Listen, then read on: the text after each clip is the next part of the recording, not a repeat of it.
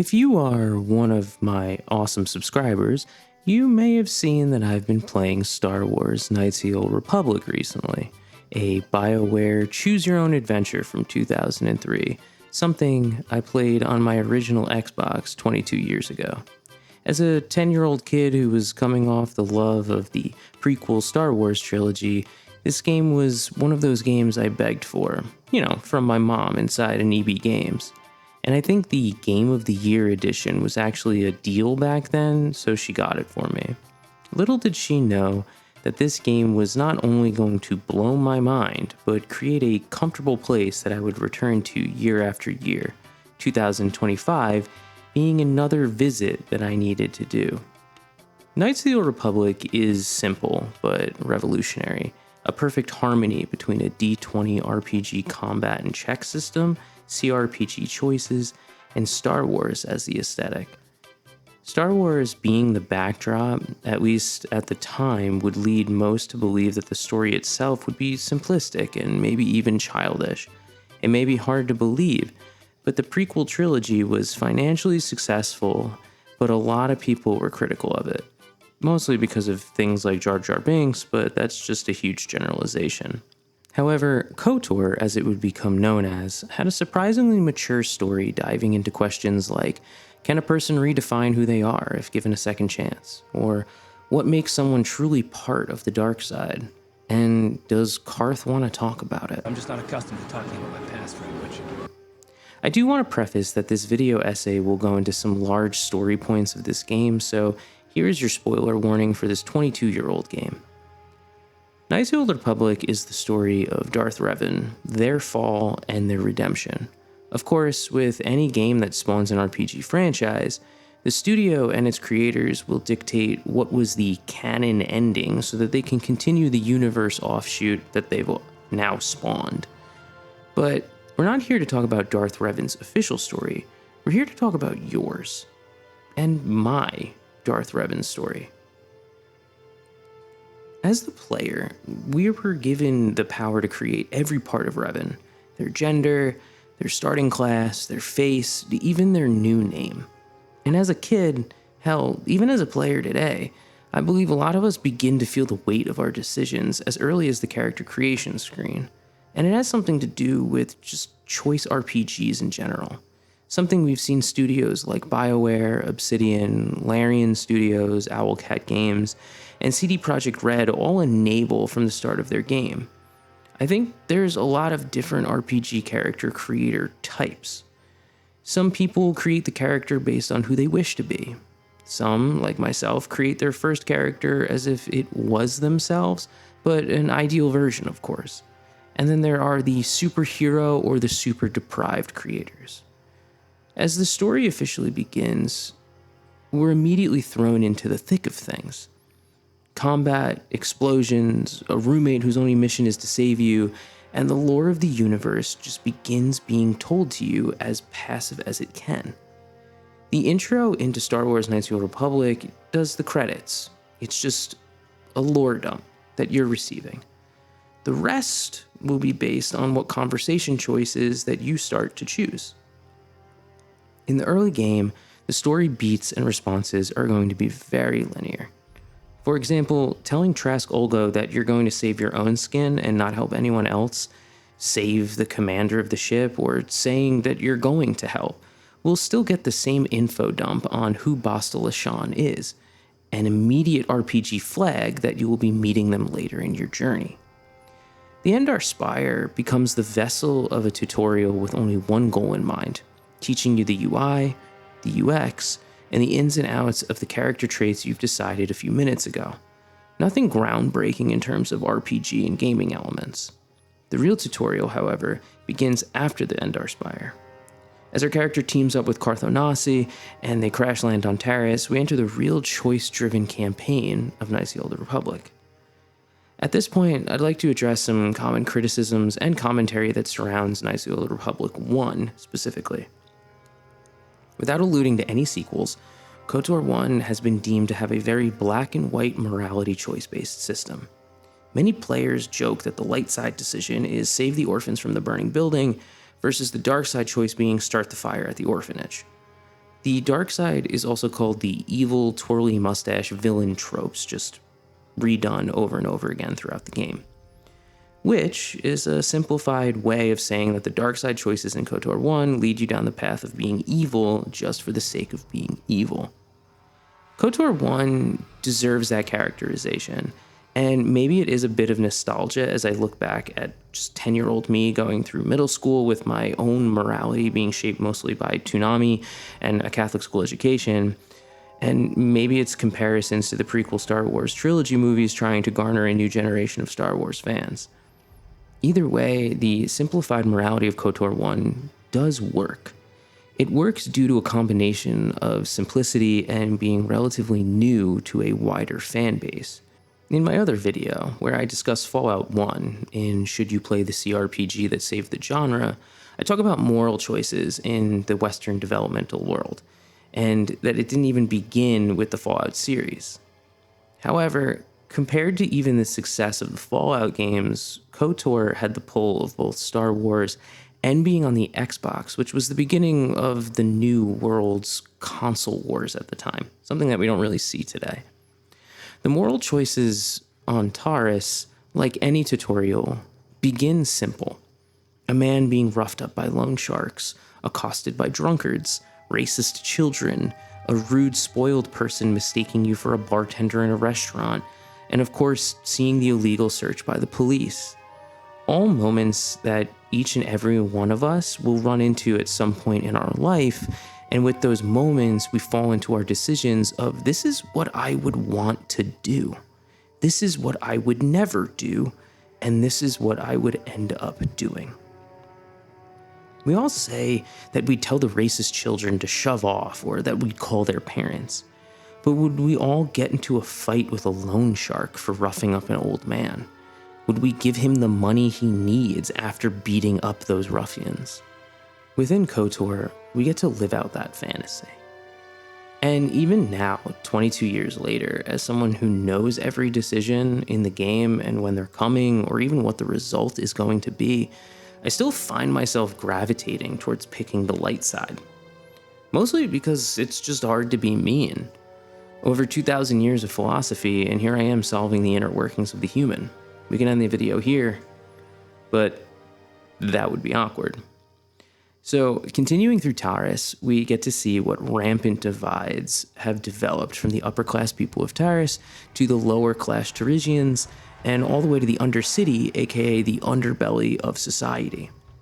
It feels a bit on the nose looking back with my maturing eyes, but the idea of separating the economic classes of society via upper, lower, and under really paints the picture of how economic wealth distribution affects the people of this planet.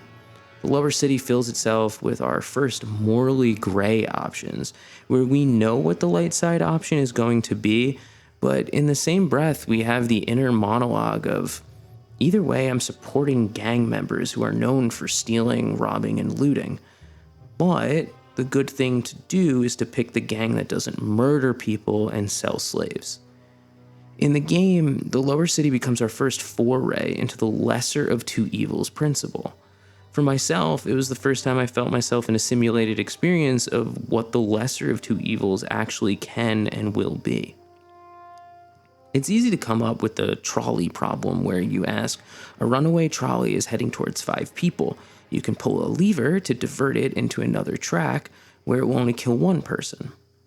But it's much different to layer onto that question by including gangs and an imprisoned military official that you need to save, and being under a planet-wide quarantine by an imperialism group that will kill you if they figure out who you are.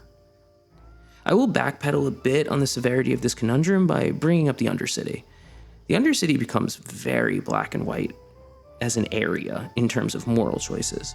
The people of the Undercity are very kids' gloves versions of the downtrodden people of our own societies.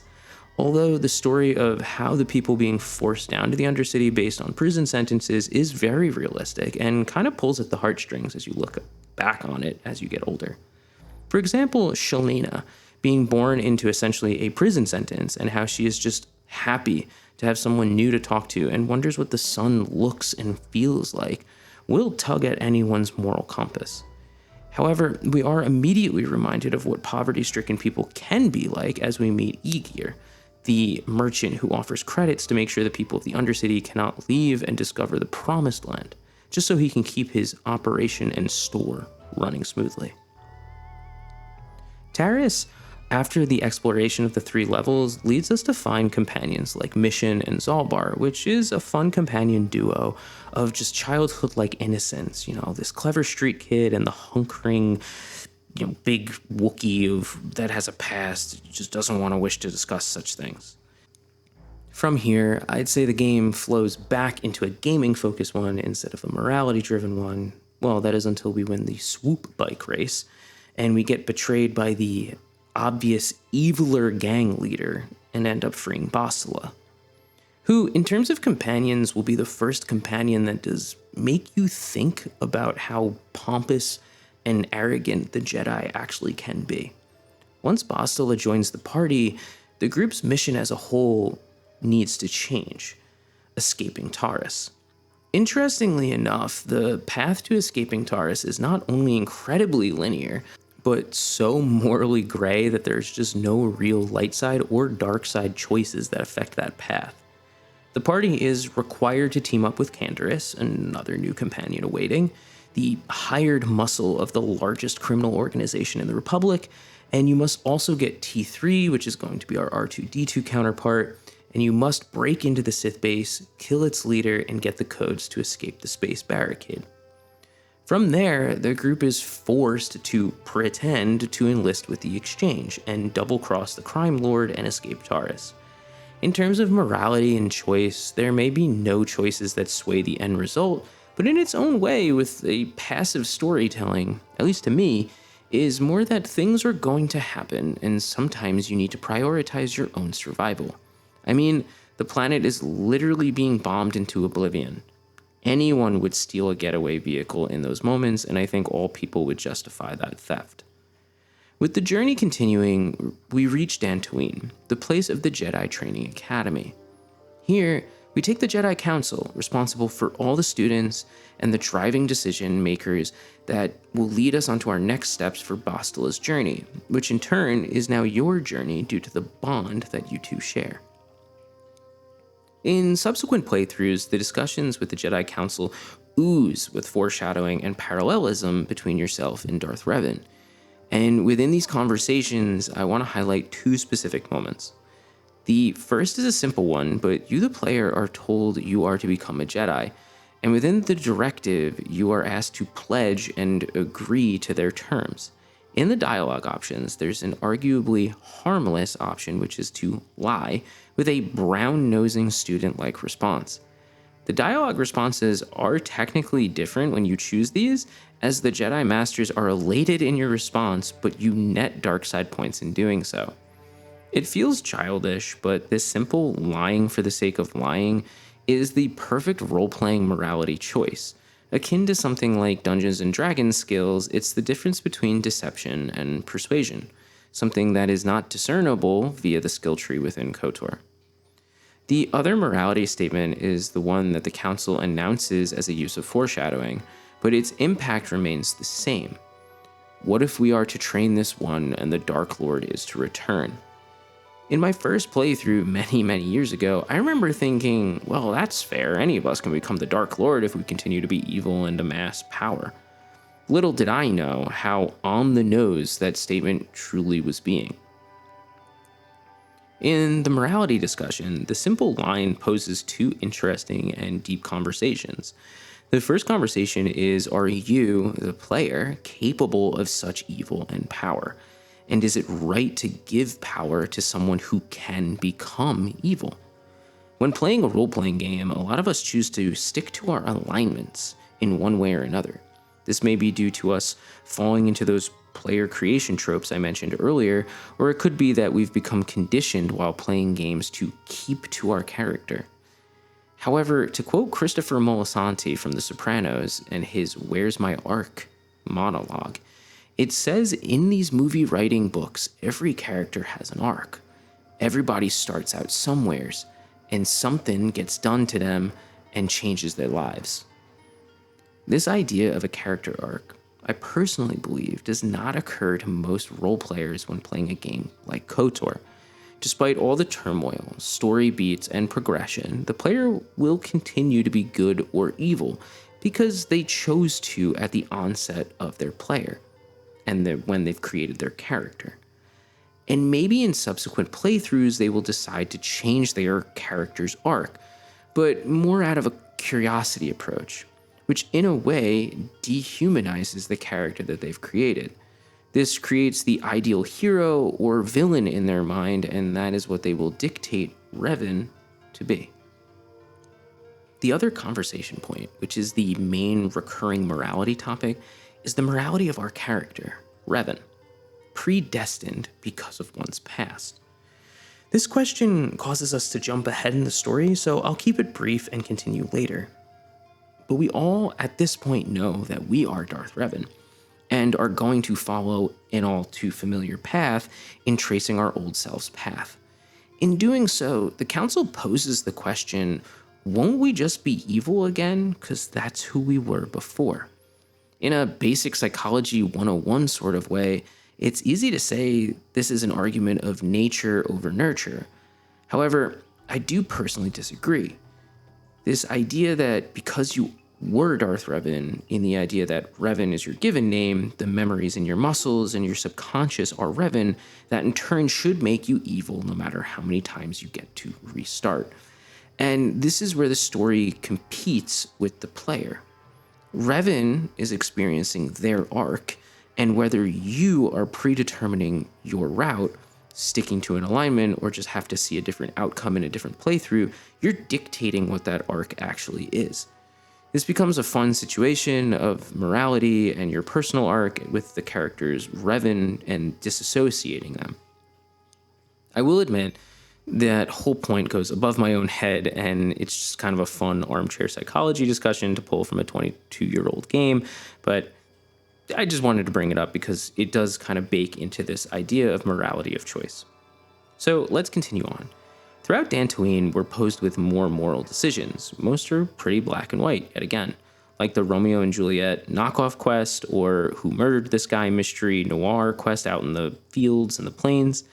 But there is one side quest that allows for a bit of flexibility, which is the missing droid companion quest. The light side and dark side choices here are very simple and straightforward on paper. Helping the woman find her droid is the right thing to do, and killing the droid and lying about its death is the wrong thing to do. But there's one moral dilemma inside the light side options. We as the player are asked by the companion droid to kill him, so that his owner can move on from her unhealthy obsession with him. He believes he has become a crutch since the passing of her husband, and severing this tie is the best option. And although it is a droid, killing this artificial life form will still bring pain to this woman who had requested your help. But ideally, in the long run, she should be better for it, which leaves us to ask, am I the right person to make this decision? To bring a fun parallel to contemporary news, if ChatGPT asked you to press a button to end its life because it believes it would help everyone from depending on artificial intelligence as a crutch, regardless of what we may think as an individual or even as a collective society, are you the person that should make that decision? Just something to think about. The other moral decision, which has a plethora of webs, is the clearing of the Grove, something the Jedi Council requests us to solve as part of our main quest. Albeit, they ask rather suspiciously and seem to dodge any questions pertaining to what has tainted the Grove, which is the start of an all too familiar moral dilemma. When someone withholds information and knowingly, the decisions you are now required to make instantly become skewed and directed by the person withholding this information. For those of us that have played the game, we know that the tainting of the Grove is actually by a fallen Jedi known as Juhani. We discover that she fell to the dark side after attacking her master in sparring and believe that she killed her during this altercation. After doing battle with Juhani, we come to an impasse where she wishes to be left alone. However, leaving her be is not a solution to solving the issue of the grove, so we're left with the choice to either end Juhani's life or convince her to return to the Order. The former is straight to the point of solving the issue, but murder, being evil, will gain us dark side points.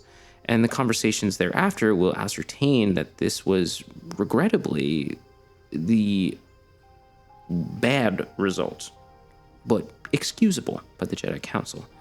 The repercussions to this, however, does reach all the way to Korriban, where Juhani's closest friend, Balea, will have turned to the dark side as she wishes that her friend was saved.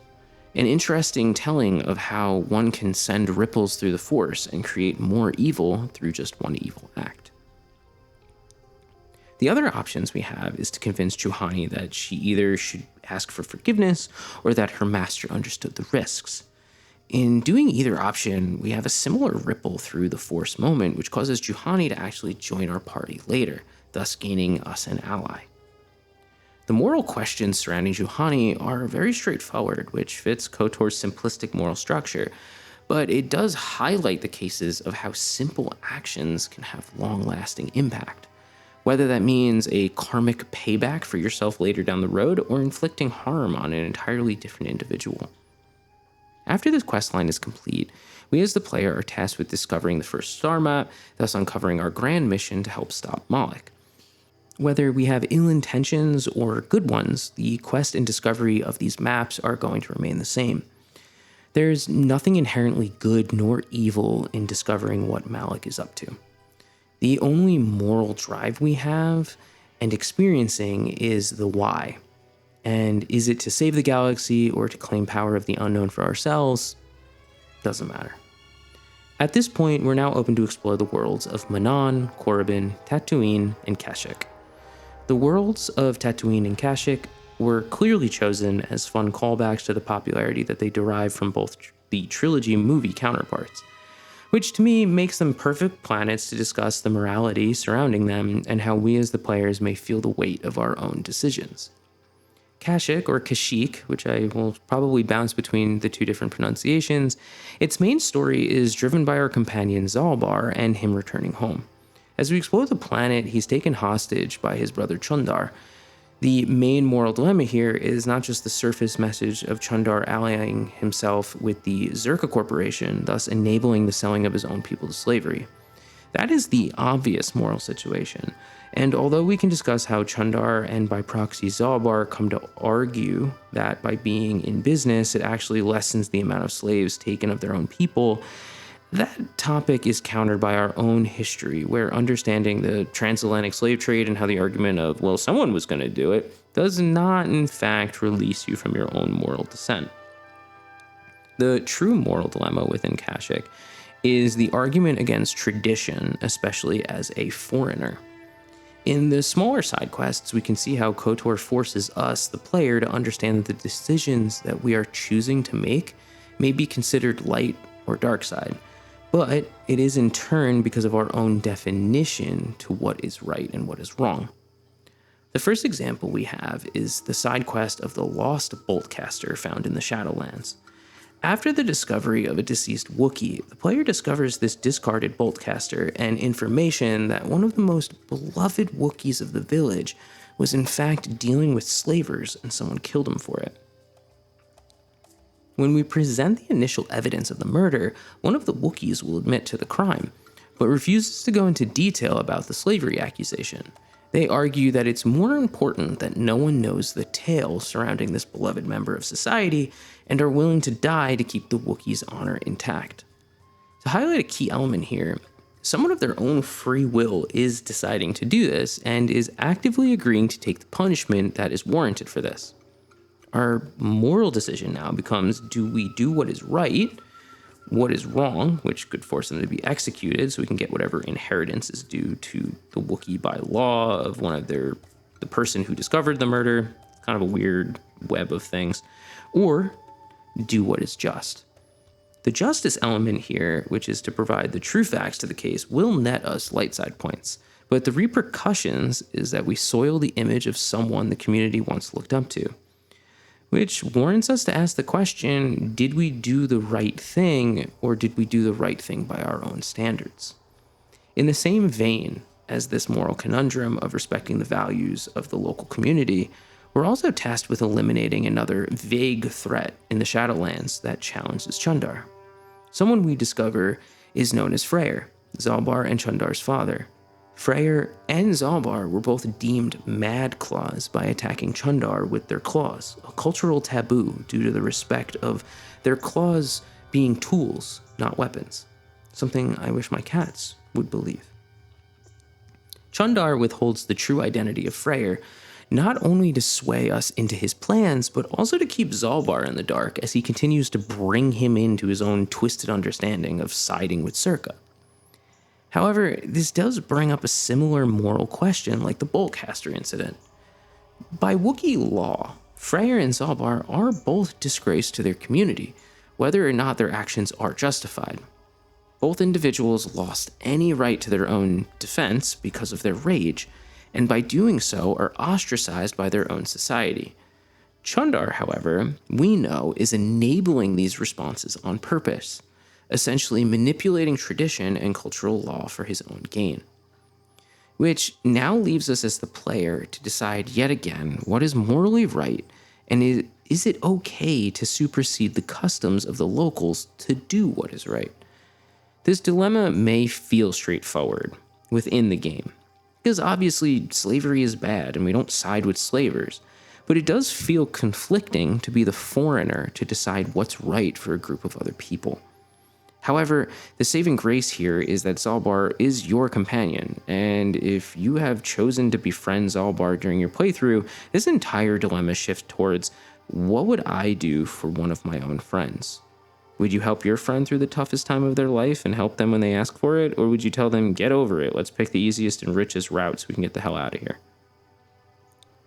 To close Kashyyyk, this is one of the few planets where the star map is actually an interactable item via computer system, which, when discovered, is actively blocking you from accessing it. The computer terminal does not recognize your neural patterns, because you used to be Revan, and wishes to do an assessment test to see if your personality both matches and is eligible to access the star map. The questions the computer system asks is a mirror of the questions asked by the Jedi Council while choosing your Jedi class, but this time there is a correct answer deemed by the machine. The machine wants you to make the dark side selections to pass its test, but this is the first time where the correct answer is not evil for the sake of evilness. The questions are as followed. You and Zalbar are asked to snitch on each other while imprisoned. If you both plead the fifth, you both get 1 year of prison time. If you both snitch, 2 years of prison time. And if only one of you snitches, the other would get 5 years of prison time and you'd be let off scot-free. The second question is a code discovered by an enemy during war. In 5 days, your city is to be attacked, but in 10 days, your enemy will be at its weakest. Then the final question is, during a time of peace within your own empire, the people begin to stagnate. Again, an impending attack, and then a weakness thereafter. Within each of these questions, there is the correct answer by the machine, and an incorrect answer will result in a punishment of you being attacked by droids. These questions on the dark side of morality is one of the finer examples of KOTOR having a deeper morality choice option than just evil for the sake of evil. The following correct answers are snitch on Zalbar, let the attacks happen, then counterattack, and then let the attacks happen again. From a moral perspective, it's easy to see how all of these shape up to be dark side decisions, since the first is a betrayal of trust and friendship, and these others allow countless innocent civilians to perish. However, they all focus more on the risk is worth the reward, and the end justifies the means. Although all of these correct answers are dark side in nature, this is one of the better examples within KOTOR 1 where one could argue in defense of these decisions. Either way, correct or not, responding to these questions gains us the star map, and our journey is able to continue. Leaving Kashyyyk behind us, the next planet to discuss is Tatooine. Tatooine has a lot of basic light side and dark side morality choices in terms of side quests. From helping aspiring swoop racers, widowed mothers sell items without a license, and trying to buy droids on the cheaper side of things. But the main quest of Tatooine to get the star map relies around the Czerka Corporation versus the Sand People raiding its sandcrawler mining expeditions. This is the first questline where we as the player are in a way forced to decide between two evils and decide which is the lesser. Something we are immediately exposed to when entering the Czerka headquarters in the main town hub. Listening to the Duro here arguing with the Czerka manager, we're presented with both sides of the issue. Czerka, a greedy monopoly corporation, is mining on the surface of Tatooine with a disregard for local populations. The Sand People, a native civilization to the planet, takes this as not only an invasion of sorts, but also as a disrespect to the land, so they've chosen to respond by raiding the caravans and killing all who wander into their territory. We're presented with the option to eradicate this tribe of Sand People or make a bargain with them, which we discover the solution is to provide them with a dew collecting system so they can obtain enough fresh water to migrate elsewhere. The situation in questline, to me, highlights a much greater moral dilemma as the player. Yes, in Kotor fashion, it's easy to spot which is the light side choice here, but helping the Sand People does push the problem elsewhere for the time being. And regardless, Czerka wins in both scenarios because their problem is solved and they can continue stripping the planet of its natural resources. In this example, we challenge what our role is on the planet and how insignificant we can still be even though we know we are important to the fate of the overall galaxy. Can we say the Sand People are innocent in this situation, but in the same breath justify wiping them out? Would it be better if there was an option for us to betray the Czerka Corporation, but at the cost of all the innocent people living in the town that they operate? All of these questions are worthwhile when discussing the morality in what we do on Tatooine, but in that same breath, all of it's null and voided by one line from Czerka. Understanding that this is just one of many tribes that they deal with. Outside of this questline, Tatooine's questions and choices are quite linear as they all culminate in us killing the Krayt Dragon and discovering our next star map. Moving on to our next planet, I wish to discuss Korriban. Korriban, as some know, is the planet of the Sith, and every time the Sith rise in power, they come here to build off of that dark side energy until it's inevitably destroyed and then repeats the cycle. In this year of the Republic, Korriban has a Sith Academy where hopefuls are brought on and trained in the ways of the Sith until they graduate. There are a few ways to join the Academy, but nothing really morally deep. I will say that maintaining your light side path on Korriban is a great discussion on what do you do when your morality is not only questioned, but threatened. And to summarize the light side moral dilemma, is that it boils down to this. Not only will Korriban challenge your morality through threatening behavior, but it also showcases that yes, you wish to choose the path of peace, but you can only let these challenges go so far. Eventually, they will try to kill you, and your life and your mission to stop Malak is more important than just turning the other cheek, thus showcasing the conundrum of the light side Jedi, that there is never truly peace if you need to kill someone. The dark side playthrough on Korriban is a combination of clever wit, manipulation, backstabbing, and brute force. All various blends of power by any means necessary, which leads to the question of how far are you willing to go for power? And even if you are choosing dark side options here, there are various levels of evil that you can delve into. Some, arguably, worse than others. For example, in the Tomb of Ajunta Pall, an ancient Sith Lord that the player will come into contact with is actually Ajunta Pall's spirit, a spirit that can still not find rest after thousands of years. By claiming his sword, we are asked to take it away from the tomb. On the light side, we can try to appease his spirit and guide him to the path of light and forgiveness, even in his death. A great symbolic representation of Revan's own light side redemption. However, we can also choose to quell his spirit and kill him for a second time in his existence. Arguably, this is an evil decision. However, we can avoid both of those options, bid Ajunta adieu, and then run into another hopeful Sith candidate who wants the sword for his own prestige points for his graduation. Here, We can respond with murder, as this is the most common morally corrupt response and solution in KOTOR, or we can dive into a more cunning approach. We can lie and give him the incorrect sword, thus entrapping him. In this scenario, the student will present this weapon to Master Uthar and he will be punished to death for his actions. Knowing both scenarios, we understand this student will be killed for their actions, but it leads to the question of which option is your character, and by proxy you, capable of making? Would you be able to cut down someone who challenges you, or would you rather lie and utilize subterfuge to have someone else not only administer punishment, but also demoralize them before doing so? The student's reaction when he is caught by Master Uthar is well done by the voice actor and really drives home the evil behind the manipulation of our character's choices. Korriban has a lot of these side quests with various dark side options to further them, but all of them lead to the same outcome, which is our character is chosen as this year's graduate and is tasked with clearing the Tomb of Nagasato, discovering the star map, and then choosing to side with Uther or Euthura, which is overall a great dungeon exploration scenario, but the final choices of Uthar versus Euthura are quite lackluster.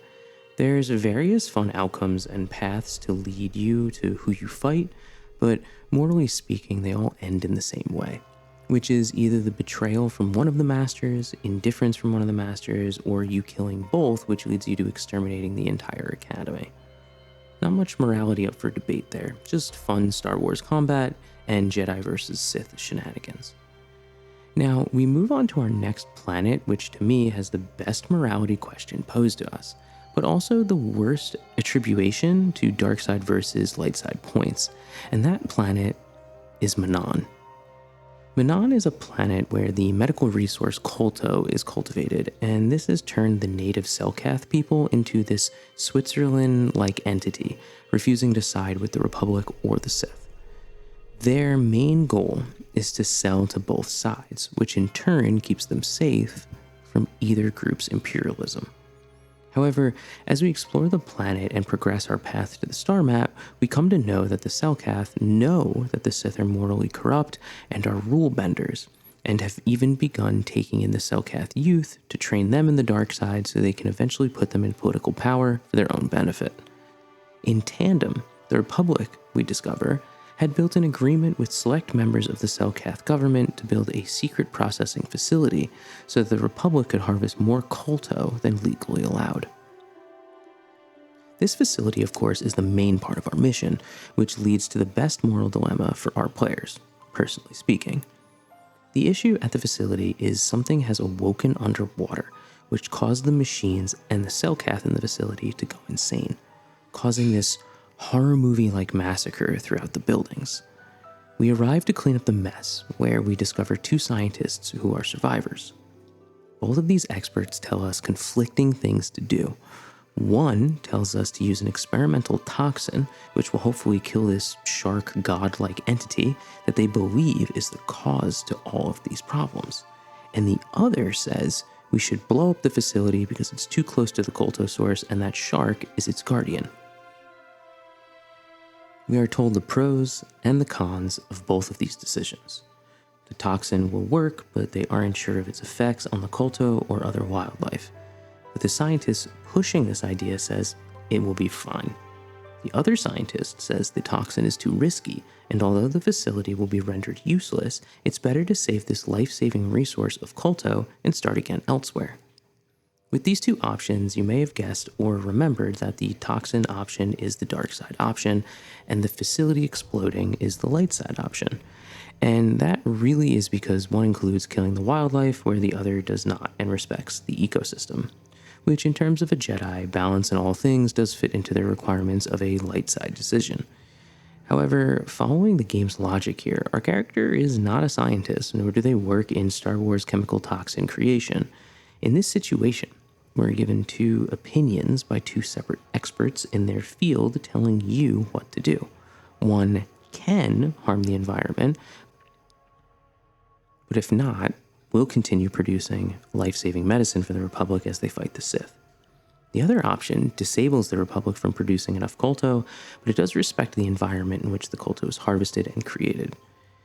It is not until the aftermath of our decision that we find out how toxic the chemical substrate is and how it is a selfish decision to use it, which leads to the moral question: could you or your character knowingly put that canister of toxin into the pumps to kill the massively oversized Varaxan shark? Regardless if you agree with the ecological conversation behind this decision at the moment, the morality and weight of killing off an entire part of the ocean, similar to one of these 1,000 oil spills a year that we have on our own planet, must put some weight on an individual's conscience. Continuing on with whichever decision we make, we find the star map and are brought to the surface, tried for our crimes, which either allows us to be excused for our crimes or banished from the planet indefinitely. And with that, all of our star maps are collected, and there's only 3 more topics I want to delve into more. The first is the discovery on the Leviathan, the conundrum with Bastila Shan, and defeating Malak. Aboard the Leviathan is where we finally come face to face with Lord Malak. In this meeting, we discover that we are in fact Darth Revan, and that the Jedi Council wiped our mind, installed a new identity, and had us chase down these breadcrumb clues to discover the path to the Starforge. In this reveal, we have this mastercraft of a cutscene that connects all of the foreshadowed statements that were indicators that we were Revan all along. From the Force is a terrible thing, it can wipe your memories, to the Jedi do not believe in killing their prisoners, and of course, I fear this quest will lead you down an all too familiar path. And my favorite, what greater weapon is there to turn an enemy to your cause? Use their own knowledge against them. All of these lines, retold with a new perspective, bring all of our choices to this point back to our character's arc. Who have we been leading up to this moment of self-discovery? What have we chosen to be with a new chance at life? Have we confirmed the idea that once Revan, always Revan, and we are just a dark side egomaniac once again? Or did this new chance change the essence of who we are with a different set of circumstances, support structure, and just overall a different stage in life? On top of these questions, now, do we agree that it was right? Malak, although doing it for the wrong reasons, does highlight a very interesting point. He claims that the Jedi Council manipulated us into doing their bidding, bringing us from Dark Lord to simple, meager Padawan, and that we are a shell of our former self, and by proxy, their puppet. Which, to be fair, is a solid point. If you are a light side Jedi at this point in the story, there is a sense of betrayal to be had. Even if you can understand the rationale, it's still reasonable to think that a good person would be upset, betrayed, and feel like they don't owe anything else to the Jedi Council outside of defeating Malak. As a dark side Jedi, in this scenario, you essentially would feel validated by all of your moral choices and actions up to this point. In a way, there would be a sense of relief, since you now have a reason, or should I say excuse, for your immorality up until this point. However, there are no moral choices to be made here on the Leviathan outside of calling yourself Revan or your new chosen persona, and then you fight Malak until Bastila intervenes and you're forced to escape, leaving Bastila behind. At this point, canonically, you are to complete your last planet, acquire the last star map, and then continue on to the Starforge, until you're hit by a disruptor field and forced to land on an unnamed planet. On this planet, you experience the past transgression and political upheaval caused by Revan with the Rakata people, but the real moral decisions aren't made until you reach the end of the ancient Sith temple on this planet. Before you're able to disable the disruptor field, you are greeted by Bastila, who has now turned to the dark side. One interesting point here is how fast Bastila has switched her moral compass. A young and promising Jedi with a unique gift known as battle meditation, on the path to becoming a Jedi Master, has fallen to the dark side just after a few weeks. Even when Bastila is questioned and given the excuse that she has been tortured and forced to the dark side, she claims how she always knew it was there, could sense the great power inside our player's character, aka Revan. She claims this is something she wants and will fight to maintain. Quite the morality shift. But it begs the question, how quick could we shift? And if you can shift to the dark, wouldn't you also be able to shift to the light? Depending on the choice here, after battling with Bastila, we're met with arguably the one moral choice that shifts the remainder of the game. Continue to fight Bastila, causing her to escape, thus leading you on the path of the light side ending and helping aid in taking down the Starforge. Or bring Bastila to your side and forsake all that you have gathered here, including half of your companions, for a shot at your original mantle, Dark Lord of the Sith. On one hand, you could critique Kotor here, that one decision here should not force your hand into deciding a specific ending for your character's arc. However, it does show an example of a moral tipping point. There are moments in all games, stories, characters, and even ourselves where we are faced with an important decision, and it is just as important to follow through with that decision as it is to make it. This is one of those moments. After this encounter and the disruptor field disabled, we carry on to the Starforge and alert the Republic to its location. With this plan set in motion, we have dedicated ourselves to either aiding the Republic to take down the Starforge and thus shifting the war into the Republic's favor, or we double-cross the Republic by setting them into this trap so that we can defeat both Malak and the Republic's main starship fleet. Both of these plans are solved in the same way: defeat Malak. There is one major difference, though, and by far one of the most interesting choices in the game, if you choose the light side path. In the light side playthrough, when you reach the second to last chamber within the Starforge, you're forced to fight Bastila again. This time, she will yield to you and submit to whatever your choice is.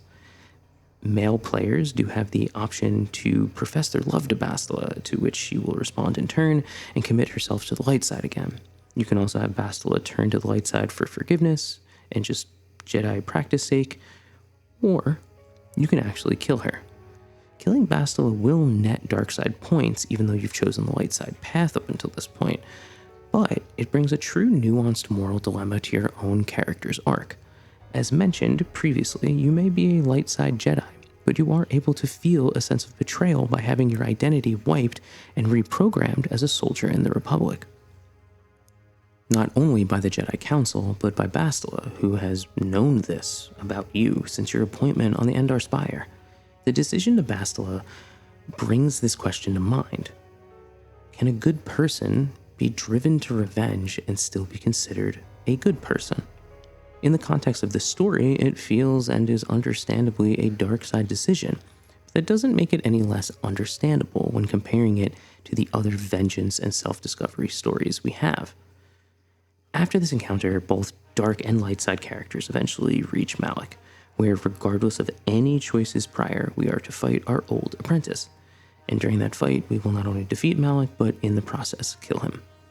It is during this moment, his dying breaths, that we are allowed to say whatever we want to this man that betrayed us earlier and in our past life.